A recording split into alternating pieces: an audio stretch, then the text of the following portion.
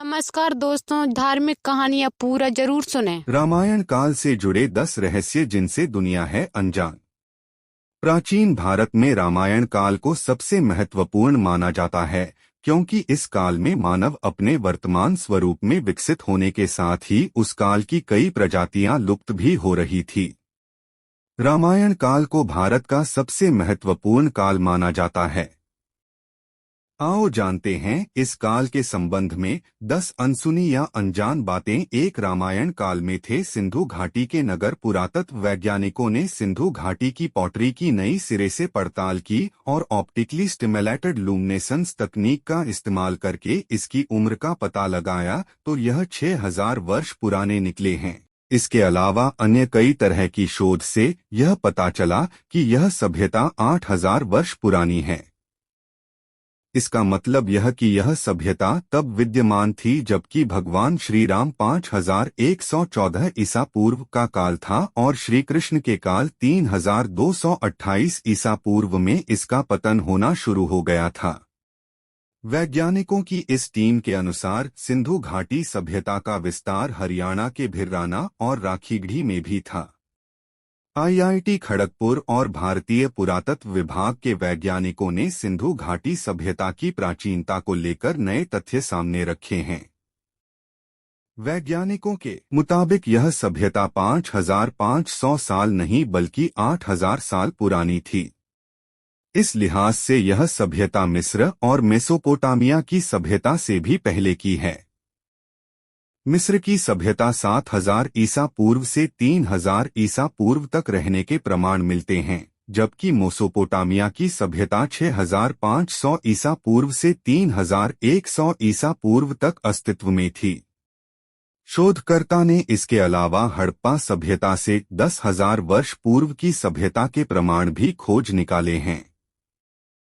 सिंधु घाटी में ऐसी कम से कम 8 प्रमुख जगहें हैं जहां संपूर्ण नगर खोज लिए गए हैं, जिनके नाम हड़प्पा, मोहनजोदेड़ो, चन्हुड्रो, लुथल, कालीबंगा, सुरकोटदा, रंगपुर और रोपड़ है। 2 विचित्र किस्म की प्रजातियां। भगवान राम का काल ऐसा काल था जबकि धरती पर विचित्र किस्म के लोग और प्रजातियां रहती थीं, लेकिन प्राकृतिक आपदा या अन्य कारणों से ये प्रजातियां अब लुप्त हो गई, जैसे वानर, गरुड़, रीछ आदि।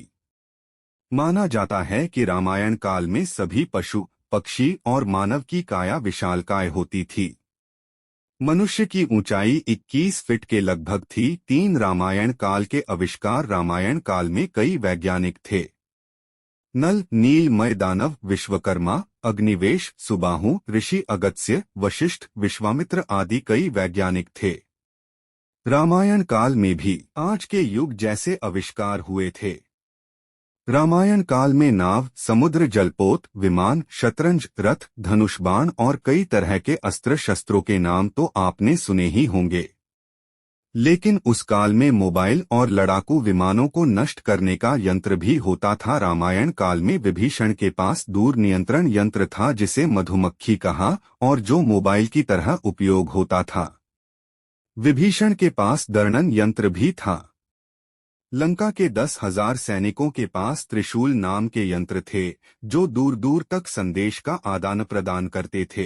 इसके अलावा दर्पण यंत्र भी था जो अंधकार में प्रकाश का आभास प्रकट करता था। लड़ाकू विमानों को नष्ट करने के लिए रावण के पास भस्मलोचन जैसा वैज्ञानिक था जिसने एक विशाल दर्पण यंत्र का निर्माण किया था। इससे प्रकाश पुंज वायुयान पर छोड़ने से यान आकाश में ही नष्ट हो जाते थे। लंका से निष्कासित किए जाते वक्त विभीषण भी अपने साथ कुछ दर्पण यंत्र ले आया था। इन्हीं दर्पण यंत्रों में सुधार कर अग्निवेश ने इन यंत्रों को चौखटों पर कसा और इन यंत्रों से लंका के यानों की ओर प्रकाश पुंज फेंका, जिससे लंका की यान शक्ति नष्ट होती चली गई। एक अन्य प्रकार का भी दर्पण यंत्र था जिसे ग्रंथों में त्रिकाल दृष्टा कहा गया है, लेकिन यह यंत्र त्रिकाल दृष्टा नहीं बल्कि दूरदर्शन जैसा कोई यंत्र था। लंका में यांत्रिक सेतु, यांत्रिक कपाट और ऐसे चबूतरे भी थे जो बटन दबाने से ऊपर नीचे होते थे। ये चबूतरे संभवत लिफ्ट थे। 4 भवन निर्माण कार्य। रामायण काल में भवन, पुल और अन्य निर्माण कार्यों का भी जिक्र मिलता है। इससे पता चलता है कि उस काल में भव्य रूप से निर्माण कार्य किए जाते थे और उस काल की वास्तु एवं स्थापत्य कला आज के काल से कई गुना आगे थी। उस युग में विश्वामित्र और मयासुर नामक दो प्रमुख वास्तु और ज्योतिष शास्त्री थे। दोनों ने ही कई बड़े बड़े नगर, महल और भवनों का निर्माण किया था। गीता प्रेस गोरखपुर से छपी पुस्तक श्रीमद् वाल्मीकि रामायण तथा सुखसागर में वर्णन है कि राम ने सेतु के नामकरण के अवसर पर उसका नाम नल सेतु रखा। इसका यह कारण था कि लंका तक पहुंचने के लिए निर्मित पुल का निर्माण विश्वकर्मा के पुत्र नल द्वारा बताई गई तकनीक से संपन्न हुआ था। महाभारत में भी राम के नल सेतु का जिक्र आया है। 5 रावण की लंका हिंदू पौराणिक इतिहास अनुसार श्रीलंका को शिव ने बसाया था। शिव की आज्ञा से विश्वकर्मा ने यहाँ सोने का एक महल पार्वती जी के लिए बनवाया था। ऋषि विश्रवा ने शिव के भोलेपन का लाभ उठाकर उनसे लंकापुरी दान में मांग ली। तब पार्वती ने श्राप दिया कि महादेव का ही अंश एक दिन उस महल को जलाकर कोयला कर देगा और उसके साथ ही तुम्हारे कुल का विनाश आरंभ हो जाएगा। विश्रवा से वह लंकापुरी अपने पुत्र कुबेर को मिली, लेकिन रावण ने कुबेर को निकालकर लंका को हड़प लिया। शाप के कारण शिव के अवतार हनुमान जी ने लंका जलाई और विश्रवा के पुत्र रावण कुंभकर्ण के कुल का विनाश हुआ। श्रीराम की शरण में होने से विभीषण बच गए। वाल्मीकि रामायण में लंका को समुद्र के पार द्वीप के मध्य में स्थित बताया गया है, अर्थात आज की श्रीलंका के मध्य में रावण की लंका स्थित थी। श्रीलंका के संस्कृत एवं पाली साहित्य का प्राचीन काल से ही भारत से घनिष्ठ संबंध था। भारतीय महाकाव्यों की परंपरा पर आधारित जानकी हरण के रचनाकार कुमार दास के संबंध में कहा जाता है कि वे महाकवि कालिदास के अनन्य मित्र थे। कुमार दास 512-21 लंका के राजा थे। इसे पहले 700 ईसा पूर्व श्रीलंका में मलेराज की कथा सिंहली भाषा में जनवरी से जनवरी में प्रचलित रही, जो राम के जीवन से जुड़ी है। 6 शिव पद श्रीलंका में एक पर्वत है जिसे श्रीपद चोटी भी कहा जाता है। अंग्रेजों के शासनकाल के दौरान इसका नाम उन्होंने एडम पीक रख दिया था। हालांकि इस एडम पीक का पुराना नाम रतन द्वीप पहाड़ है। इस पहाड़ पर एक मंदिर बना है। हिंदू मान्यता के अनुसार यहाँ देवों के देव महादेव शंकर के पैरों के निशान हैं, इसीलिए इस स्थान को शिवानोलीपदम, शिव का प्रकाश भी कहा जाता है। यह पदचिन्ह 5 फीट 7 इंच लंबे और 2 फीट 6 इंच चौड़े हैं। यहाँ 2224 मीटर की ऊंचाई पर स्थित इस श्रीपद के दर्शन के लिए लाखों भक्त और सैलानी आते हैं। ईसाइयों ने इसके महत्व को समझते हुए यह प्रचारित कर दिया कि ये संत थॉमस के पैरों के चिन्ह हैं। बौद्ध संप्रदाय के लोगों के अनुसार ये पद चिन्ह गौतम बुद्ध के हैं।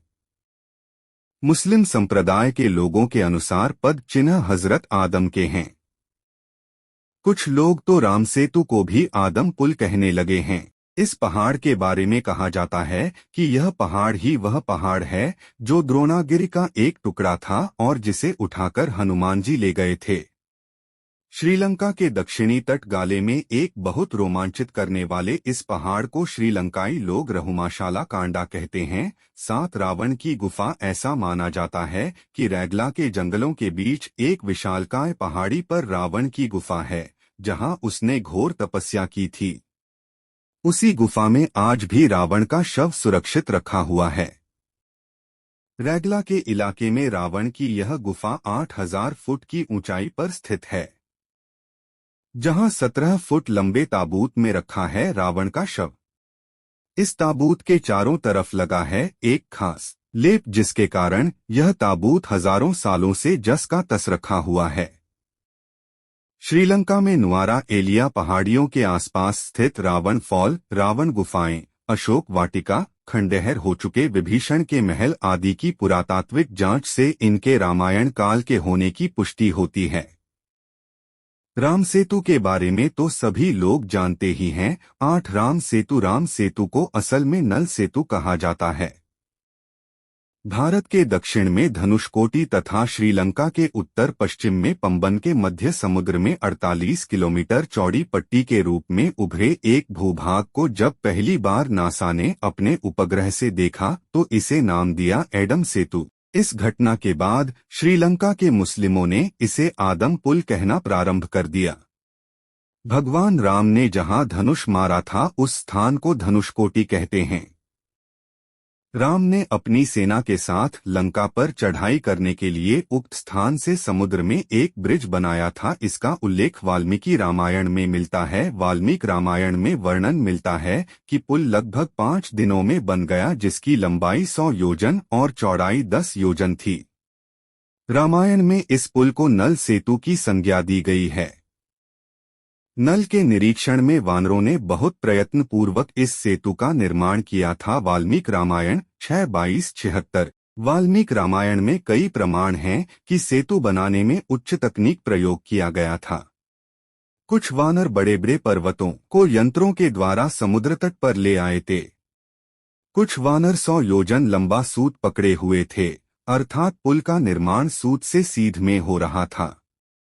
वाल्मीकि रामायण 6:22-62। रामायण काल के जनपद महाभारत के काल में 16 महाजनपद होते थे। जैन पुराणों अनुसार 18 महाजनपद होते थे। राम के काल 5114 ईसा पूर्व में 9 प्रमुख महाजनपद थे, जिसके अंतर्गत उपजनपद होते थे। ये 9 इस प्रकार हैं: 1 मगध, 2 अंग बिहार, 3 अवंती उज्जैन, 4 अनूप नर्मदा तट पर महिष्मती, 5 सूरसेन मथुरा, 6 धनीक राजस्थान, 7 पांड्य तमिल, 8 विंध्य मध्य प्रदेश और 9 मलय मलावार।